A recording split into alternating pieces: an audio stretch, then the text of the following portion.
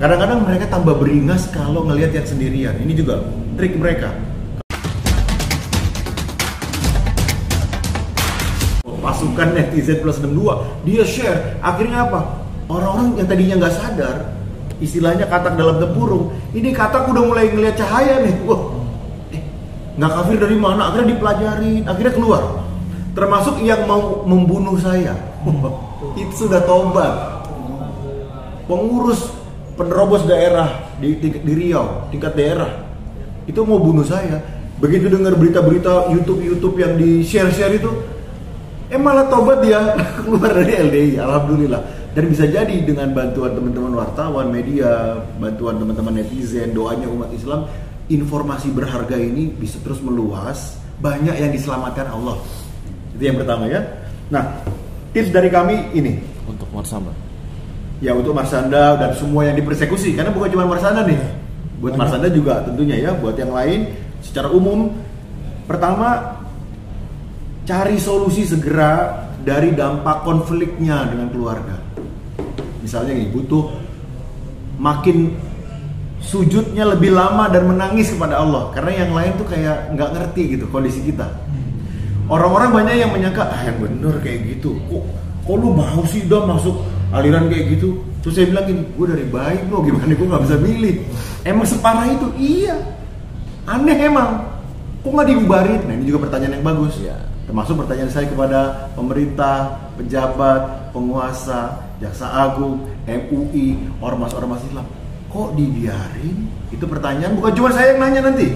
Allah pun akan nanya kepada Anda semua. Kok dibiarin? Konflik keluarga ini terus menimbulkan korban. Terus korban.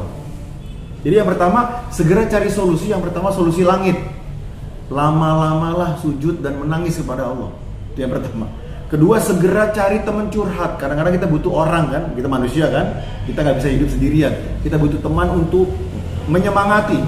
Kenapa? Karena beberapa klien, beberapa kenalan kami itu ada yang sampai, mohon maaf, gila. Jadi kalau Marsanda jadi terganggu, ya kita ngerti deh. Bukan cuma Marsanda soalnya, banyak yang, mohon maaf, ada yang sampai gila, beneran gila. Jadi deketin Allah, banyak sujud, banyak menangis. Kedua, jangan sendiri, cari teman curhat supaya dapat istilahnya yang nguatin gitu ya. Jangan sendirian, ini bahaya banget. Setan-setan ini bisik ini macam-macam, akhirnya malah ada yang aneh-aneh nanti khawatirin. Nauzubillah misalnya. Kemudian cari mungkin orang-orang yang bisa bantu melepaskan beban-beban depresinya tuh. Mungkin psikolog kalau memang butuh, terapis misalnya. Itu yang pertama ya, Bang. Mendoakan Marsanda dan mendoakan semua yang dipersekusi, dizolimi oleh LDI, yang pertama. Yang kedua, kita aktif, jangan terus-terusan menjadi korban. Tapi oke, kemarin udah terjadi. Sekarang saya udah sadar, saya mau mendekat ke Allah, mendekat ke ormas Islam. Ada yang dekat kayak teman-teman NU, ke Muhammadiyah. Ngaji lagi, jangan sampai sendirian diem gitu. Kadang-kadang mereka tambah beringas kalau ngelihat yang sendirian. Ini juga trik mereka. Kalau kita sering nongkrongnya bareng umat yang lain, umat Islam, dekat sama Pak RT, itu mereka takut mau zolim. Ya. Kemudian untuk warga LDII yang sudah sadar kayak kami gini, kemudian aktif berdakwah, nah ini kabar gembira. Karena saya tadi disampaikan oleh Mas pengacara, dizolimi saya di 2013 itu dikasusin sama Senkom ini bajunya lain dari LDI. Kemudian sampai 3 tahun baru selesai. Lihat salah satu poin yang menggembirakan buat kita semua yang berdakwah. Ya, ini dari Mahkamah Agung. Tuh. Ya, nanti filenya bisa di-download, bisa di-googling. Saya sampaikan di sini bahwa penyampaian dakwah untuk tujuan meluruskan kelompok atau warga yang dianggap sesat dan menyimpang dari ajaran Islam yang sebenarnya bukan merupakan pencemaran nama baik atau fitnah.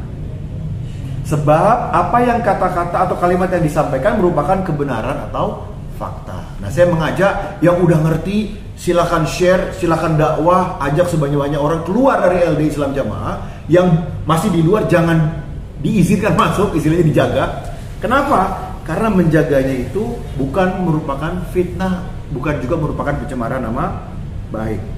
bahwa suatu perbuatan dianggap sebagai bentuk pencemaran atau fitnah apabila tidak didasarkan pada suatu fakta atau kebenaran. Cuman ingat, kalau dakwah dimanapun, di YouTube, di IG, di TikTok, punya data fakta. Jangan ngomong akhirnya malah menzolimi LDI-nya misalnya dengan cara nggak ada data, nggak ada fakta. Ini bahaya, nggak boleh. Kita harus tetap adil, sehingga pastikan yang disampaikan, yang diucapkan itu selalu ada data-datanya. Nah, silahkan berdakwah, sampaikan data dan testimoninya berdasarkan bukti, itu ya. Kemudian poin berikutnya, saya juga mengajak nih kepada netizen. Mohon maaf ya, ini kalau kalimat yang saya ucapkan mungkin nggak enak di telinga kita, telinga kami pun nggak enak. Saya yakin di telinga yang mendengar nggak enak. Tapi ini kayak bener gitu. Apa itu? No viral, no justice. Ini nggak enak kan kedengarannya kan? Malu gitu. Saya sebagai warga negara yang saya cintai Indonesia, ini saya malu. Cuman saya minta bantuan kepada Allah, atas nama Allah, kepada teman-teman netizen plus 62, tolong bantu viralkan ini. Niatnya menjaga orang jangan terjerumus, jangan terjatuh ke jurang yang nanti di sana jadi konflik seperti Marsyanda, seperti kami, seperti ribuan yang sudah menderita gara-gara ini, dan penanganannya aku lambat sekali, nggak tegas. Sehingga netizen plus 62, ini saatnya Anda berjuang. Share, selamatin, semoga Allah berikan banyak kebaikan, keberkahan dunia dan akhirat buat Anda semua. Terima kasih ya.